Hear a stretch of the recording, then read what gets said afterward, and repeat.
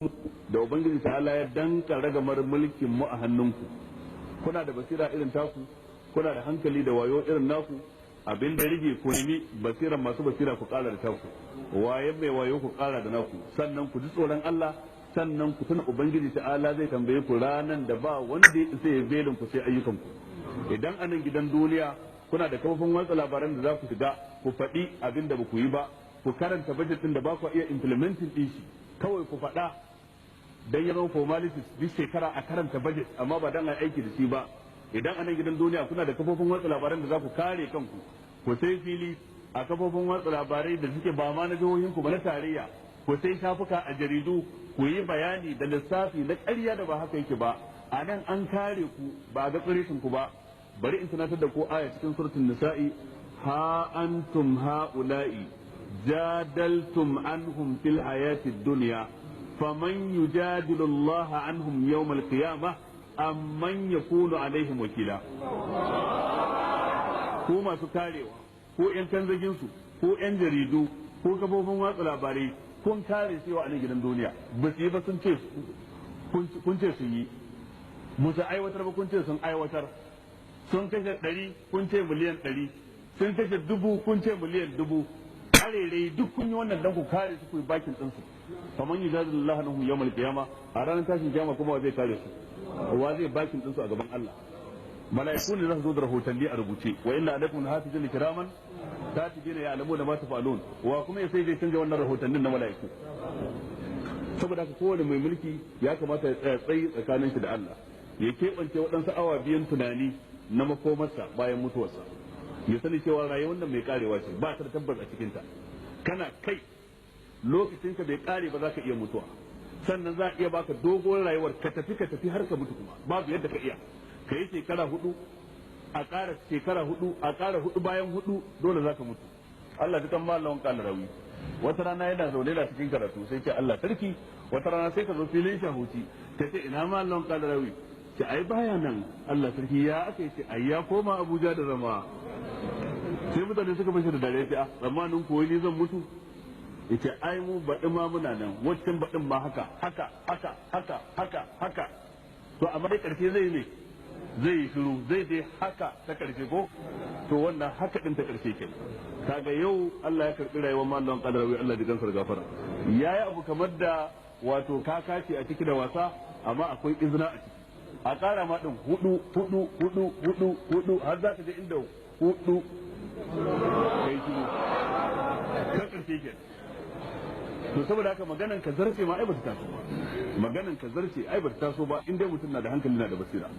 saboda haka gwamnonin mu ya kamata a bada muhimmanci dangane da abin da ya shafi harkar ilimi, a yi nazari game da harkar noma, a yi nazari game da hanyar koyawa matasan mu sana'a, kuma a yi nazari dangane da bukatun mu na a matsayin mu na makwabta. bai kamata ba gwamnonin wani yanki su fi mu wayo akan bukatun su za su yi tarayya da juna, amma mu ba mu iya tarayya da juna akan bukatun mu. sannan kuma wasiya ta zuwa ga ɗaliban ilimi, zuwa ga malamai, zuwa ga masu wa'azi, masu karantarwa. ubangiji subhanahu wa ta'ala ya danka shiryar al'umma a hannunku a matsayinku na manya ko matsakaita ko matasa daga cikin malamai, kuma kowane mutum za a tambaye shi game da ilimin da aka bashi gwargwadon aikin da yi da shi a ranar tashin kiyama. ko mu sani cewa ilimi amana ce, tunda amana ce zan faɗa abu ne ko da baya mun daɗi a zuci, matukar na san shi Allah yake so in faɗa. zan faɗi laifi ko da nawa ne, matukar na san ubangiji ya ambace shi a matsayin laifi. zan faɗi daidai ko da kila akwai ragwanci na bana iya aikata daidai din, dan na san cewa faɗin daidai din ya zama wajibi a kaina. a nan gurin dole mu zage dantse wajen faɗakar da mutane, wajen karantar da mutane. mutanen mu suna son gaskiya amma ba su samu wanda zai jarinta ne ya faɗa musu ba. a kowane gari sai ka samu akwai malamai 2 ko 3 waɗanda suke da tasiri su sa gwamna ko sarkin gari yayi wani abu na kirki ko su sa iki. amma abin da yake faruwa shine duk malamin da yake wannan matsayin sai ga ya fita daga sahun malamin mai wa'azi ya zama malamin addu'a. to kuma al'umma tana bukatar malami mai wa'azi sama da bukatuwar ta zuwa ga malamin addu'a. dan ita addu'a kowane bawa musulmi mace ko namiji yana da haƙƙi in ya daga hannu Allah ya ansa addu'arsa, kamar yadda manzo Allah ya bayyana mana cikin hadisi. amma ba kowane ne yake da ikon yin wa'azi ba kuma kowane ne dan yana da ikon yin wa'azi wa'azin ke da tasiri ba. da haka a nan gurin ya kamata malamai su gane nauyin da ke kansu na faɗakar da mutane da wa'azantar da mutane da jan hankalin shugabanninmu da ɗora musu gaskiya da ba su shawarwari na gari. Haka ɗaliban ilimi su fahimci haka.